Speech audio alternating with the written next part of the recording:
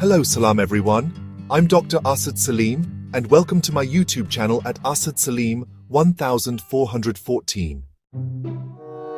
Today, we'll be discussing kidney stones, which is actually a pretty common and painful condition that affects millions of people worldwide.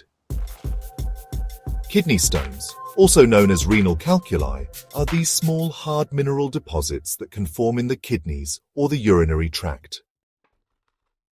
There are several types of kidney stones or concretions, including calcium stones, which are the most common type and are often caused by excess calcium in the urine, uric acid stones, which form from excess uric acid in the urine, cystine stones, which are rare and related to a genetic disorder, and struvite stones, which are typically caused by urinary tract infections.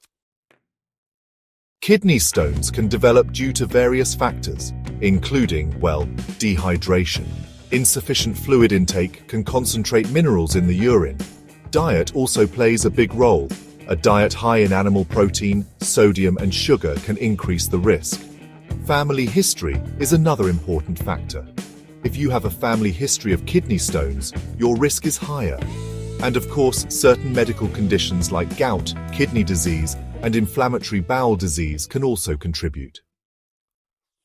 Some foods can increase the risk of kidney stones, including high animal protein like red meat, poultry, and seafood. High sodium foods, such as processed foods, soy sauce, and table salt, can be a problem too. And then, high sugar items like sugary drinks and foods can also raise your risk. Some foods can help prevent kidney stones, including citrus fruits like oranges, lemons, and limes. Calcium-rich foods, such as dairy products and leafy greens, are also helpful. And of course, adequate hydration, drinking enough water, is really important for prevention. So, the most common signs and symptoms of kidney stones include severe pain, which can show up in your back, side, or lower abdomen.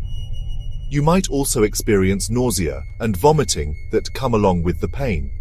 Sometimes there can be blood in your urine, and this could be either visible or only detectable under a microscope. And, honestly, frequent urination with a painful or burning sensation is also pretty typical.